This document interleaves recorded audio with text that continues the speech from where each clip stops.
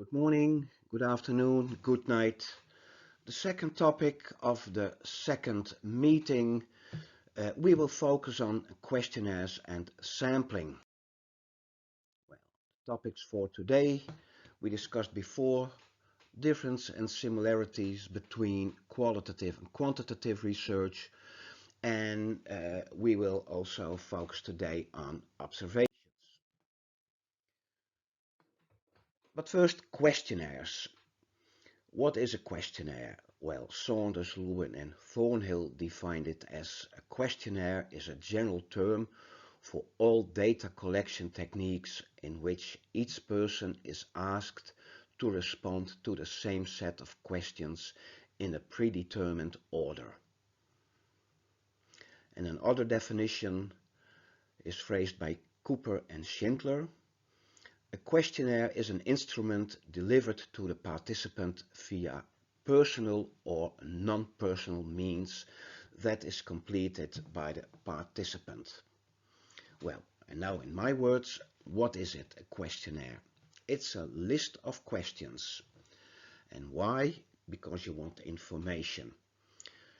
Every participant, we call it a respondent, every respondent gets the same questions in the same order, and therefore all respondents are treated equally. Results of questionnaires can be counted.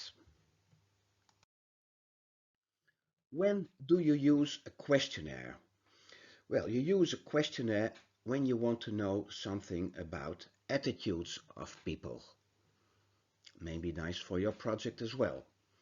How do you feel about separating waste? Another aspect you could ask about is opinions of people. What do you think about downloading music without paying for it? You can ask people about their feelings. Who do you like more, the king or his wife? It's an annual questionnaire in the Netherlands.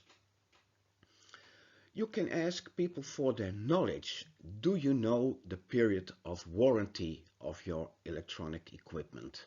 6 months, a year, 1 year and a half, 2 years, and they can tick one of the options. By the way, in the European Union, all electronic devices are guaranteed for a period of 2 years. Finally, you can ask people about their behavior. Do you separate bottles, glass bottles, from other waste? No, never, sometimes. Yes, I do. Yes, I always do. Well, these are topics for questionnaires. Questionnaires have limitations. A major limitation is that people's reports, what they say is not always reliable. The memory can be easily tricked. For instance, if you ask people what did you vote for the last elections, well, they might say something completely different than they voted for. And another pitfall is that people want to give socially desirable answers. Do you eat healthy? Oh yes, I do. I eat 2 pieces of fruit every day. And another limitation of questionnaires is that not every person who receives a questionnaire wants to fill it out. So we call that non-response, and that leaves a group that participates and a group that doesn't. And is the group that participates, are they representative for the entire population? What are the advantages of questionnaires? Well, cheap. It's a cheap way of collecting data. You can organize it quite easily, and if people don't have to fill out their name, they can answer anonymously, and therefore they are more willing to give honest answers. So it's less danger to social desirable answers. There are a few setbacks as well. Drawing up a good questionnaire uh, asks a lot of preparation. It's very hard to formulate your questions well. Questionnaires are not suitable to open and complicated questions. People don't want to answer complicated questions. Uh, People are willing to tick some boxes, but you cannot ask too much, then they quit. You do not know if they answer properly and if they answer correctly. Sometimes they skip questions, and as said before, there's quite some non-response. What can you do? You can print questionnaires as well, put them on a clipboard and ask people yourself and then tick the boxes on your form. That has some advantages. It asks less preparation time. There's more room for open and complicated questions. You can fire away because you can ask the questions quite quickly and tick the boxes. You fill out the form, you're familiar with the form, so you can fill out the form correctly. And when people start an oral questionnaire, well, most of the times they are willing to complete the questionnaire. There are some disadvantages of oral questionnaires as well. It it asks a lot of time. It's time consuming and therefore expensive. It might be hard to organize in a business environment. And oral questionnaires are not anonymous, and therefore people might give socially desirable answers.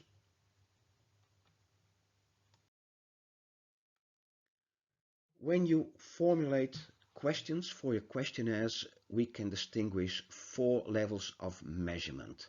The first level is the nominal level. Um, if you ask a question, what is your gender? And people can tick the box male, female, other, don't want to say. Um, then you measure data on a nominal scale. And likewise, what brand of car do you have? People can fill in a name or tick a box. So when you're asking for words, you are measuring on a nominal scale. The second scale is the ordinal scale. And the word says it, there's a kind of order from low to high, or not agree to completely agree. Well, an example, how important is pickup and repair service for you when you buy a new laptop? Very unimportant, unimportant, important, very important. Then you have an order. Interval scales, then you ask for a number. How do you rate on a scale of 1 to 10 the design of our web shop? And you can measure on a ratio scale, how many television sets do you have at home? Why are these levels important? When you're going to process data, whether in Excel or in SPSS or in R, then you need to define the level of measurement. A few tricks of the trade. Keep your questionnaires as short as possible. Um, if it takes only 3-4 minutes, then people might be willing to fill out your questionnaire. And if it takes more time, well, they might say, well, ask me another time. So keep it short. People are more willing to participate if they are interested in a topic. So if you have an important topic in the mind of your participants, well, then they are willing to participate. I advise you to use closed questions as much as possible, that people only have to tick boxes. When they have to write something or type something, that's always a moment that people opt out. And in case of ordinal questions, go from left to right, from negative to positive. For instance, do you buy vegan products? Never, sometimes, occasionally, often, always. And here are 5 options. Another question, the government should forbid plastic bags.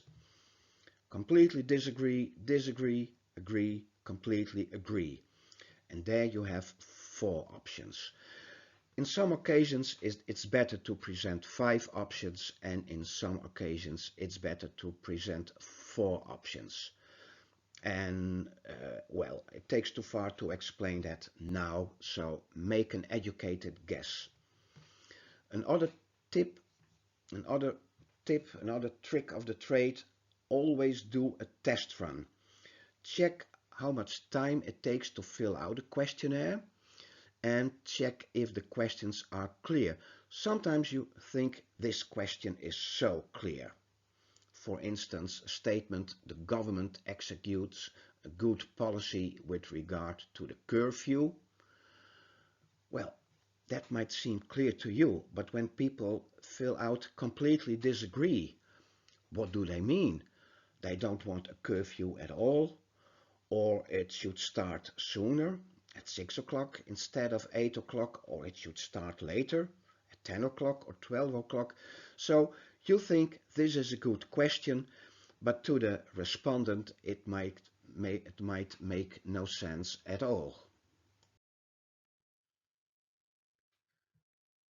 In many cases you cannot reach the entire population, and in those cases you need to draw a sample.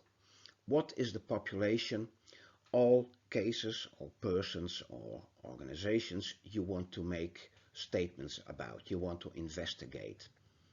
For instance, all employees of a company, that's the population, or all inhabitants of Leeuwarden, that's the population. You cannot ask every one of them, so you pick a small part and we call that a sample. And the sample should be large enough to be representative for the entire population. A few rules of thumb. The sample must be representative.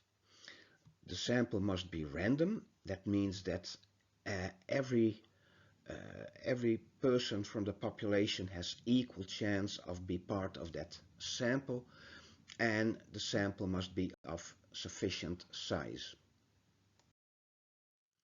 How can you draw a sample? Well, the best way is a simple random sample. Every person has equal chance of being part of the sample. Sometimes people can choose whether they participate in a questionnaire, for instance on Facebook or websites. Then there is this sampling method, it's called convenience sample. Alright, I need to find 100 people, what do? Well, I go to the shopping mall and I ask people randomly. That's called a convenience sample.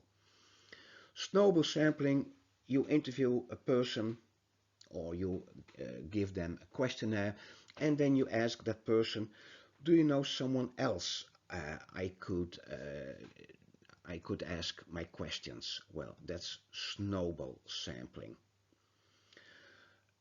I advise you to use your textbooks on research if you want to know more about sampling.